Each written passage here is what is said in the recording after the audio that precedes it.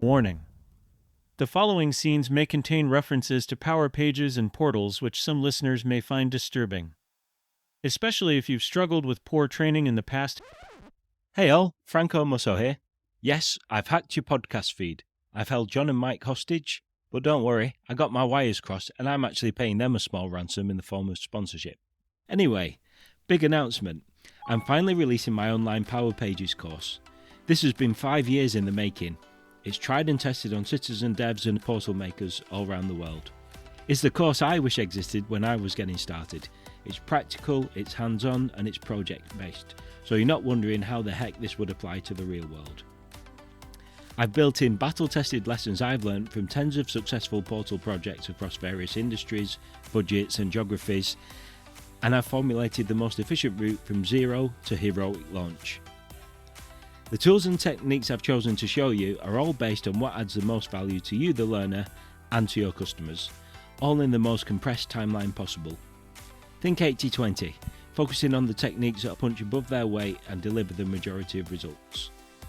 You'll get video lessons, a repeatable framework, and some super helpful worksheets. Visit francomusso.com/power-pages-course and register your interest. Disclaimer, this course isn't for you if you prefer hours of slides, theory, and little to no action. You can now take your fingers out of your ears and enjoy the awesome that is Sprint Zero. Hello everyone and welcome to the Sprint Zero podcast. My name is John Russell and I'm here with my co-partner crab in crime, Mike Gowland. Hello Mike, how are you? Hi John, yeah I'm good thank you. I've just got a question for you though. Yeah? Is your printer still on your bed? Yeah it is, yeah. It's next to the rat outfit. Ah. Yeah. Go on. Yeah, today we are joined by Nick Doelman. Nick is a Power Platform specialist and MVP. He represents his country, Canada, in powerlifting and knows a thing or two about Power Pages. He has over 20 years of experience in leading and project managing over 100 Dynamics 365 projects, and he is a leading subject matter expert on the subject. He is currently self-employed in this space, but has previously worked for Microsoft. Nick, welcome to the podcast. How are you doing? I'm doing awesome, guys. Hey, Mike. Hey, John. Great to be here today. Nice. Thank you very much for coming. Really appreciate it. Yeah, no, thank you for coming on the podcast, Nick. We really appreciate you taking the time. First off, can you tell us a little bit about your background and what brought you to where you are today? How long do you got? Oh, we got all night. Okay, awesome. Because there's another former MVP in the community. I don't know if you guys remember or know of Jerry Weinstock. Great guy, did a lot of great content, did a lot with Microsoft Flow.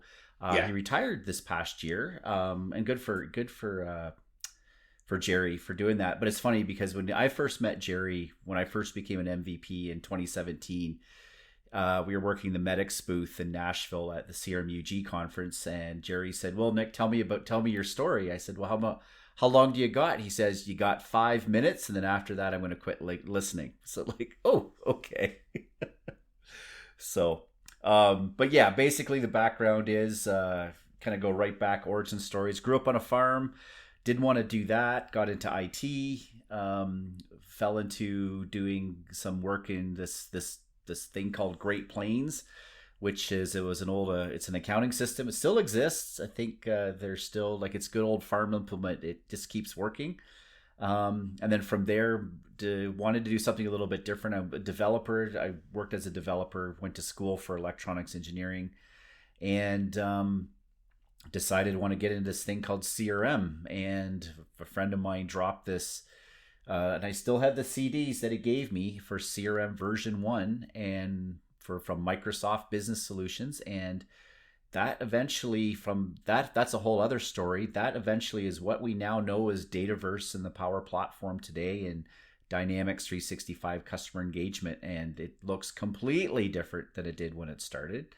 But that's how I got involved, and I started doing some CRM implementations. And then what I discovered you could create our own custom entities, and we could create our own forms and views, and we could start building our own, apps, for lack of a better word, business apps. And at that time we called it XRM, meaning anything relationship management, and used that as a platform. And then, of course, the story with Microsoft, they came along and said, hey, we have this great thing called Power Platform. And around 2015, 2016, it's new and exciting. And then all of us were looking at it like, no, this is not new. You've been doing this for 15 years. But thanks for Microsoft marketing for finally catching up to what we were all doing beforehand. So during that time, I ran my own company. I've been an independent. I've worked for a couple larger companies. In 2021, I had this opportunity to join Microsoft, which I did, working in the Microsoft Learn, creating documentation specifically for Power Pages. I also was tasked near the end of my tenure to work a little bit on Power Automate desktop documentation. Plus, I did help out in other areas along the way as well. And so basically it was good. It was a great experience, but really my passion is doing training, working kind of hands-on in implementation projects. That's what I was doing prior to Microsoft, and that's what I wanted to get right back into. So I made the decision to leave Microsoft. It was, like I said, the team was good. The experience was great. I lived through effectively a product launch, even though it was kind of a rebranding from Power Apps Portals to Power Pages. So learned, basically, as I tell people, and I've said this in other podcasts and other things, I learned how the sausage was made, basically. I made great relationships at Microsoft, and it was great. But I wanted to kind of do something a little bit different. Not to say I wouldn't return to Microsoft if the right opportunity presented itself down the road. But right now, I'm basically splitting my time between doing actual implementation work. I'm involved in a fairly large project and having a blast. There are days, but I'm learning a lot. So I'm working with a great team. I think we're doing some amazing things, and I'm trying to do also a little bit of training and community stuff kind of on the other side of my time too. So we'll be presenting at quite a few conferences coming up, delivering some workshops, and doing all that other fun stuff along with all the fun stuff we do, along with having I'm a co-host of my own podcast, or with Lick Ackerbeck, of course. That's the Power Platform Boost podcast, where we publish news and updates every 2 weeks. So I'd like to share the spotlight with other podcasts like yourself and a bunch of others. I think we have a great podcasting community within the Power Platform community itself. Nice. So as we kind of as you just mentioned, the Power Platform Boost podcast, how's that going? How are you finding podcasting? Absolutely love it. It's not my first kick at the can. I did two other podcasts prior to that. I did one called Refresh the Cache, which was a Power Pages or Power Apps Portals dedicated podcast. That's not completely dead yet. I'm not involved, but other MVPs, Nicholas Hayduke and George Dubinsky, I think once every few months when they're bored, they get together and record an episode of Refresh the Cache. Talk about what's new in Power Pages and that kind of thing. And then I also did another short podcast I did a couple years ago. It was always meant to be a short, kind of a limited series, you want to call it. Like, I think I did 8 or 9 episodes, and it was talking with other people in the community that went off to be independent consultants, independent contractors, or started their own business from the MVP community. That was called MVPpreneur. I think it's still posted on the YouTubes. It was pretty cool. But coming back to the Boost podcast, we're just been doing this for over a year. It has been great. Ulrika is one of my best friends in the world. And she's an amazing person, just to see her presentations and things like that. It's a privilege to sit down with her every 2 weeks, and we can talk about all the new stuff that we discovered on LinkedIn, from other podcasts, on the Power Platform Weekly News, those types of things we tried out, things we're working on. And it's good where we got a lot of people that are listening. We're at the point now where people come to us and say, how do we get mentioned on the Power Platform Boost podcast? That's great. So I'm kind of like, here's the buy me a beer link. That's your first, so it's basically, we don't do interviews either. It's just the two of us talking, And we based their format very loosely off of a podcast that was done by Lisa Crosby and Megan Walker, whom I'm sure everyone knows. They did the Up podcast. And really it was when they wrapped that up, and for obvious reasons, as you guys know, it's a lot of work to do a podcast. We felt that there was a gap. So we thought, well, we can't replace what they did, not in a million years, but we can try to do something similar. And that's sort of the approach we took. And no stopping us. We're gonna keep going, and looking forward to 1 year down, looking forward to the next 10, 20 years. Yeah. Whatever. Nice. And thank you very much for mentioning the Just Ask It solution that we did a while back. I think you mentioned it a couple of months ago, I think. Yeah, absolutely. There's a perfect example. I saw your video that you did with Chris Huntingford, and I saw what you guys built, and wow, this is amazing. This is so cool. This is so, utilizing AI, using model-driven apps. You're doing something that I felt Microsoft should have done in day one in terms of data modeling within Copilots. It was interesting, because I've gone through and asked Copilot myself. I said, okay, generate me a data model for this scenario. And then seeing how you guys took it to the next level and built a whole app and infrastructure around it kind of blew us away. So of course, this is the type of thing we talk about on the Power Platform Boost podcast, and try to shine light on the cool and the good work that the folks are doing in the community. Yeah, thank you very much. We're not done yet. We're still going. No, still going. Awesome, cool, great to hear.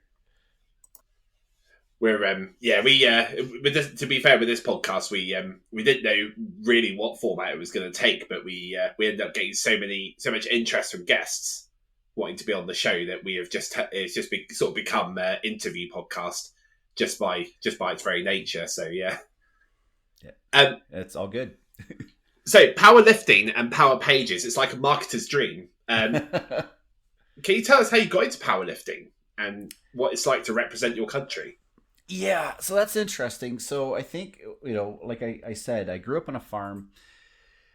And of course, you grow up in the country, you go on a farm, and yeah, you're fit, you're in shape because there's a lot of physical work involved, rounding up cattle, picking stones, bringing in hay in the summer, and all this stuff. Then you get into IT, and in IT, you sit on your butt for 8, 10 longer hours per day. And, and also as you get into your 20s and 30s, your metabolism begins to adapt differently than you are when you're a teenager. And I just felt that I was getting to a point in my late 30s where, I'm getting out of shape. I can't go up the flight of stairs without being out of breath. My daughter was young at the time. I'm like, I don't want to be another statistic. I don't want to be a guy that's shoveling the snow in my 40s and then just drops dead because I'm out of shape and everything like that. So I thought, okay, I need to get back to the gym. I did go to the gym a bit, like in my 20s, just kind of dabbled around a little bit. The single lifestyle, you want to look good, that kind of thing. And then I went, got on with a personal trainer, and we did all the regular stuff, running on the treadmill, doing all the exercise. I absolutely hated it. I'm not a fan of running or any of this other stuff. But we got into weight training, and the weight training part, I absolutely, this is fun. I do like this. It's great.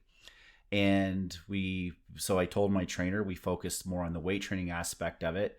And I was actually beginning to pick up some pretty heavy weights. And, they said, hey, you're pretty strong. And I said, well, this is easy. If what you're picking up is not going to run away from you, like I did on the farm, you're picking up a hog or a cow or something that, you got to grab the young calves and things like that. They'll run and they'll kick. So the fact of just lifting weights and it's not moving or running, that's easy, right? So I started doing a little bit more. And then one of the other personal trainers at the gym did one day, walks by and said, oh, I was deadlifting. And he said, that's quite a bit of weight. We're having a fun powerlifting meet. You should sign up. I'm like, oh, okay. So yeah, I signed up and I had a blast. I absolutely loved it. I came in second last or something like that in the standings.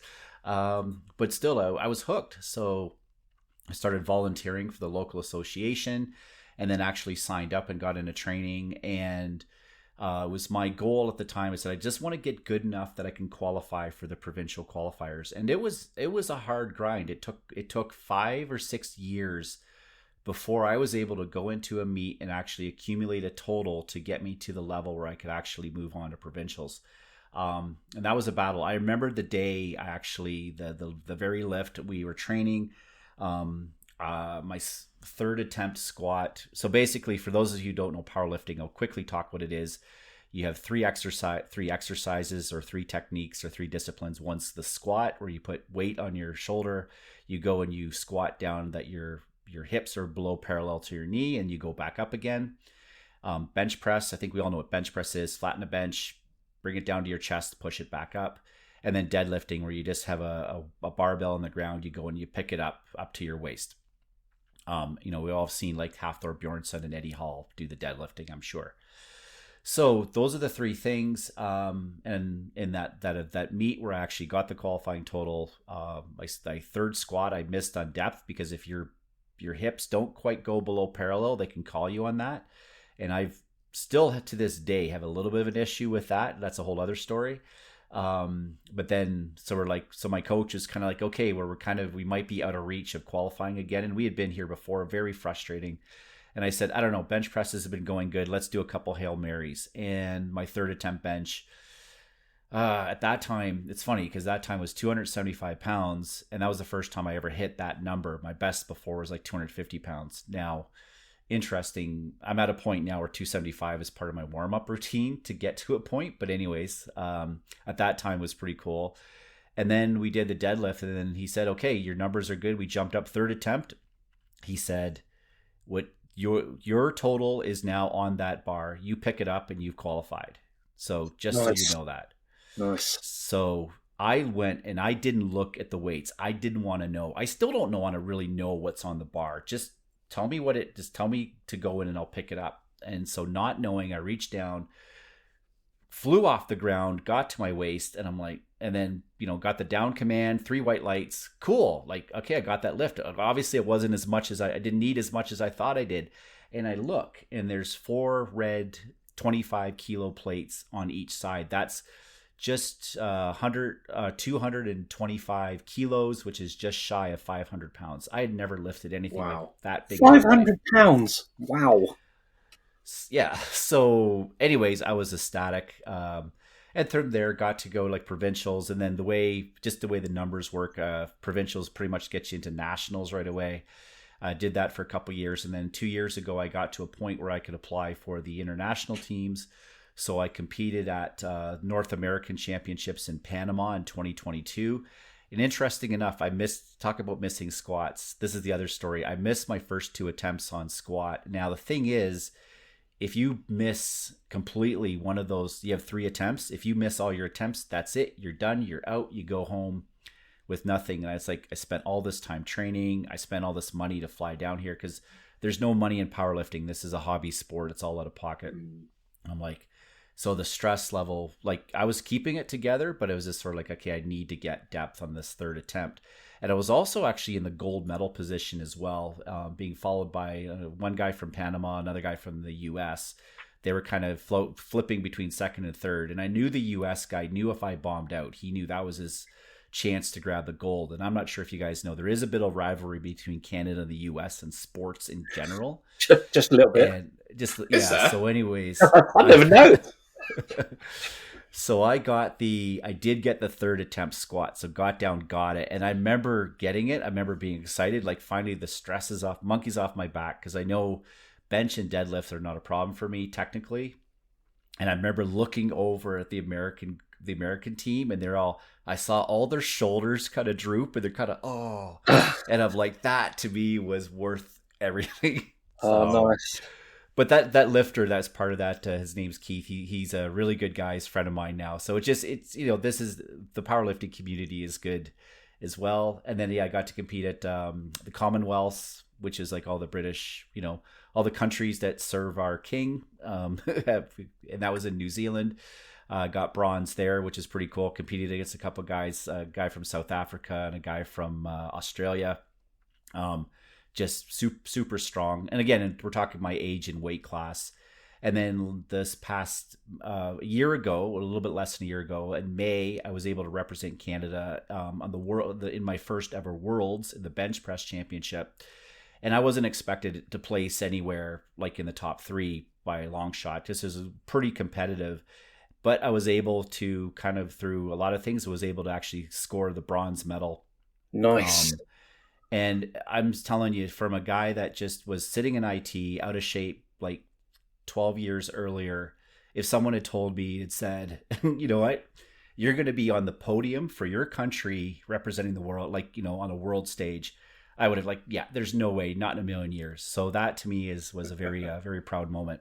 Yeah, I mean, it's very impressive. Hats off to you. And do you think Olympics could be potential? Do you think?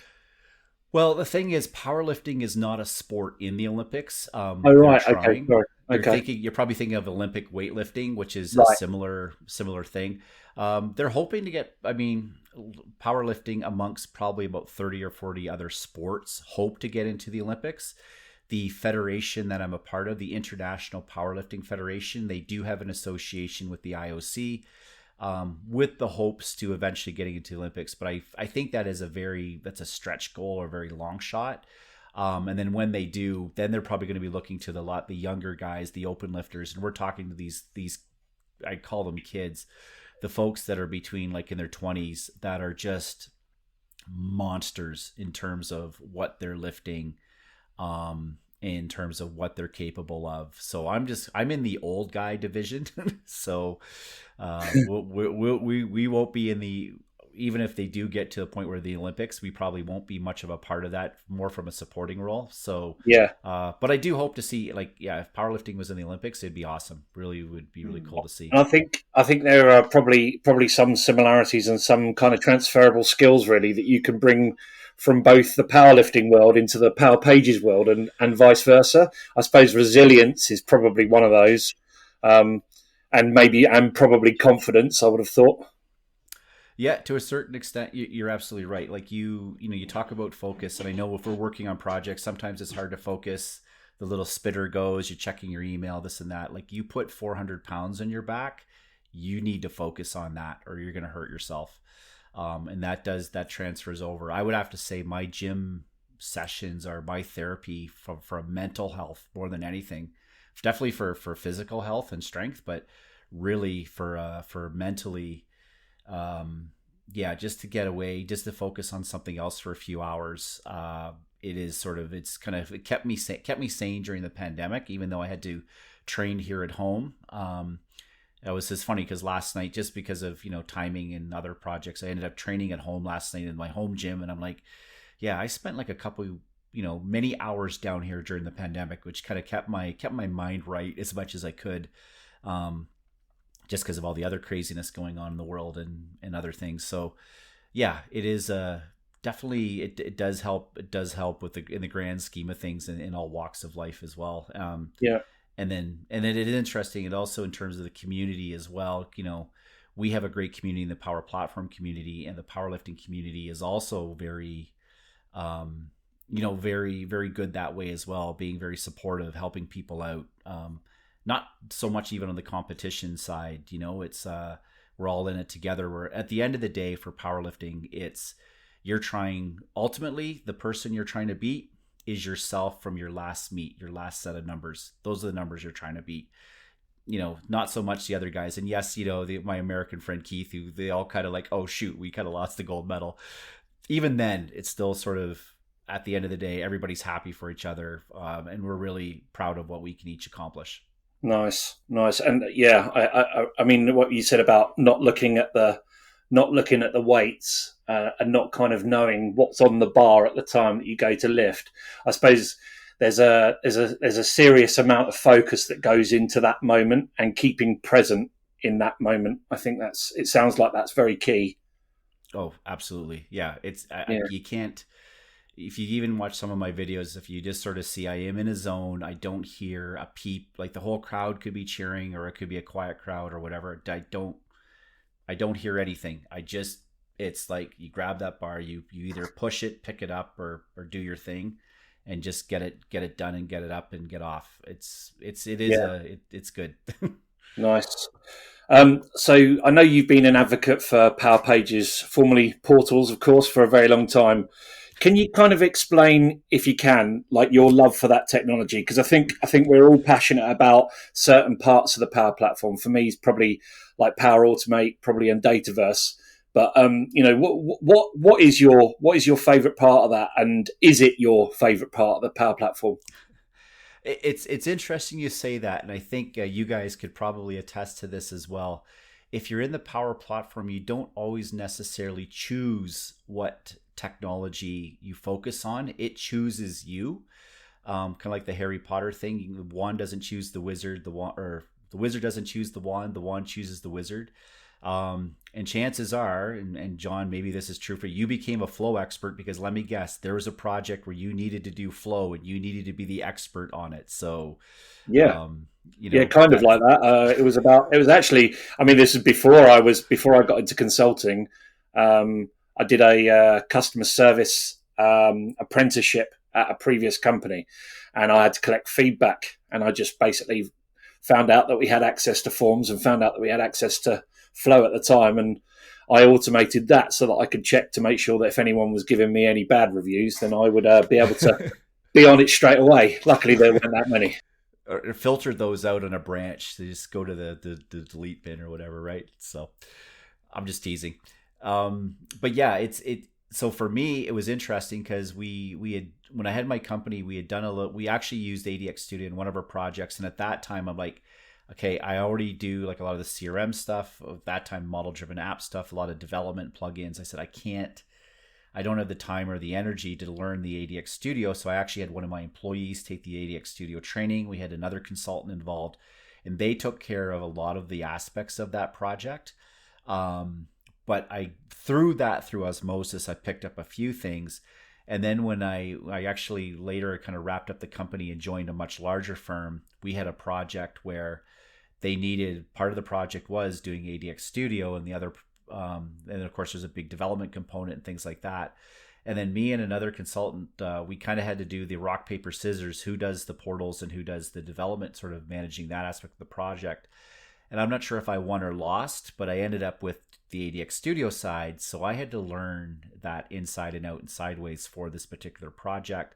And in doing so, I started to, for me, it's like I need to write down how this all works. I need to, write down the strategy of how to set up the servers and how to do the security, and how the best practices for development. Because at that time, ADX Studio provided you with a Visual Studio project. It was all on-prem still. So we had to learn all that stuff. So I started to document, and I started to blog it on the company website. And then through that kind of got, connected in with the MVP program. I wasn't an MVP yet, but then the community manager, we started chatting, and he said, well, if you want to become an MVP, move your blog onto your own personal blog. These presentations you're doing are great, but they have to be kind of more to the broader community. So I started taking that advice, and I keep telling people my blog is really my own documentation to myself. And that's the way it's been for years. I know I haven't really blogged in the last month or two. I have a backlog. I have a whole whack of articles that I want to write. But a lot of it's just stuff I come across in projects and things like, okay, I want to write this down because I'm going to need to refer to this later. Now, some of it does get out of date. But portals and of course, if you've worked for a consulting company, you know what it's like. If you're like a page and a half ahead of anybody on a particular technology or particular product line, well, now you are the de facto expert in that particular technology, right? So this was for me with portals. So of course, all the other projects that came along, they had a portal component. I was brought into that. So we implemented a lot of ADX Studio. And then, of course, when Microsoft bought the ADX Studio, became Dynamics portals, I started doing more and more of that. And of course, the online portals, because we couldn't do a lot of the development the way we could with ADX Studio, we had to learn different ways to extend it. Of course, that's where a lot of the stuff with Liquid, JavaScript came through. And then, worked on a few different projects. And of course, that sort of led me to become known as one of the experts, I guess, in Power Pages.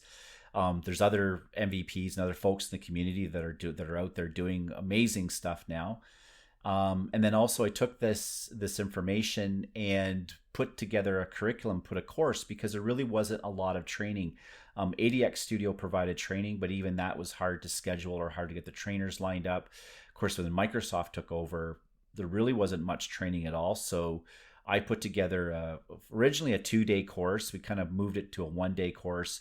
And I started delivering that at various places around the world. And that kind of got me a lot more into training. I said, this is a lot of fun. I love doing the training. So I became a Microsoft certified trainer as well. And I still do a lot of work around just the pure Power Platform stuff, including the training. I can teach the Microsoft official curriculum as well, like the PL200, PL100, 900. I was involved a little bit in doing some projects in terms of around the exam prep for that, or the exam questions, or the job task analysis stuff. I'd love to get back into that at someday too, but right now I'm kind of busy as it is. So yeah, basically that's part of it. Overall, they say, well, is Power Pages my favorite thing? Yes, I know a lot about it. I love what it can do. But really, at the end of the day, if someone said you could only pick one thing of the Power Platform, I'd probably end up taking Power Automate, just because having done like 15 years of CRM projects, looking back in time, if we had Power Automate from day one, probably the amount of things we could have delivered, the amount of time we could have saved, just tons of things we could have been made possible with having something like Power Automate. Yeah, we had workflow, like we had the built-in what they call the legacy workflows. They're great, but they can only take you so far before you need to start, cracking open Visual Studio. Or a beer in there. Yeah, so to me, like there was a requirement on the project I'm working on this week where, okay, we need to, do a bit of data manipulation, and we need to do a bit of this and that and the other thing. And like, okay, well, how are you going to kind of do this? I'm looking at different aspects of it. Like I said, you know what? I could write a flow to do this. And sure enough, it took me a couple hours. I wrote a flow, requirement done, where this probably would have taken weeks if we took a different approach. So yeah, that ultimately, nice. And I know I love it all. Playing with the Copilot Studio a little bit now, of course, building Canvas apps and model-driven apps, and of course, Power Pages. I love to dabble in AI Builder, all of these things. The cool thing is all these pieces, how they fit together and how we can deliver business solutions today. It's amazing. It's we keep saying there's no better time. And now that it's changing with all the AI stuff as well, the roller coaster is still flying. So we're just going over the peak to go down, I think, aren't we, on the exciting world that is everything changing thanks to AI. The AI roller coaster. Yeah, absolutely. There's your episode title, AI roller coaster. There we go. So Nick, we have this section now called Uncomfortable Corner. Uncomfortable Corner.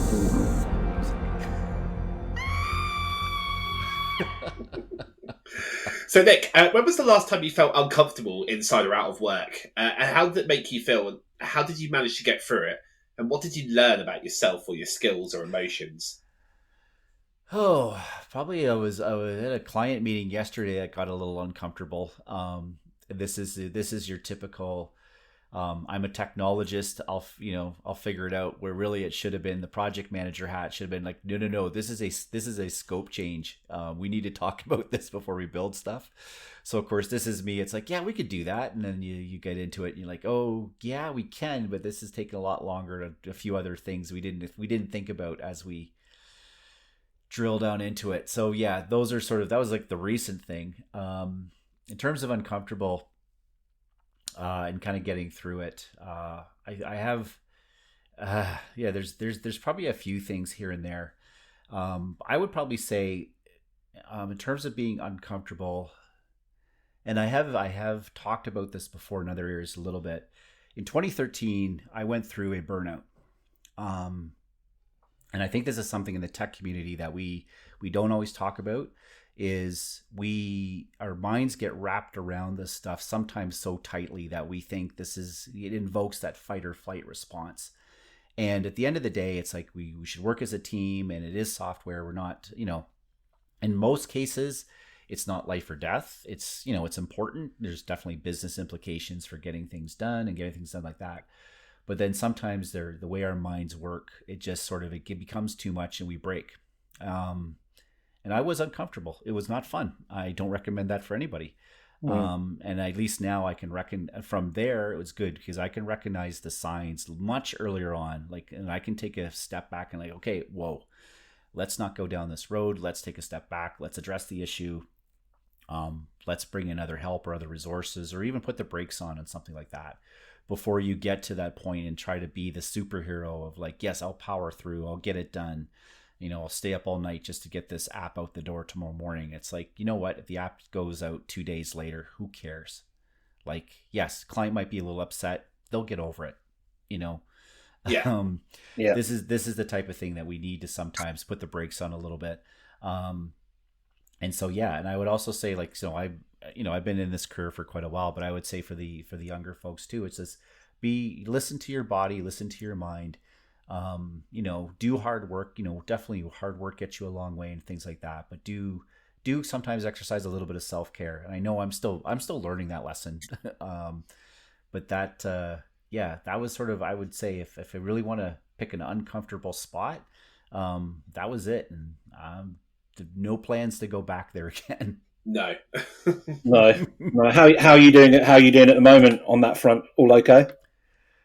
Oh yeah, there are days. I mean, the last few weeks it's been pretty busy with a few things, but again, I recognize what the end result could be, as opposed to let's just power through it. So then, yeah, it's just keep the communication, keeping your head right. It's important.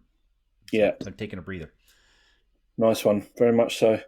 Yeah, I think it's very important. I mean, we touch on mental health and imposter syndrome and other things on this podcast, and I think it's we really appreciate people like yourself talking about these things, because the more we talk about it, the easier it is for the person talking about it to understand themselves, as well as there could be someone listening that is having or thinking the same kind of things, and just being able to speak about it and then for them to hear that is really beneficial, I think.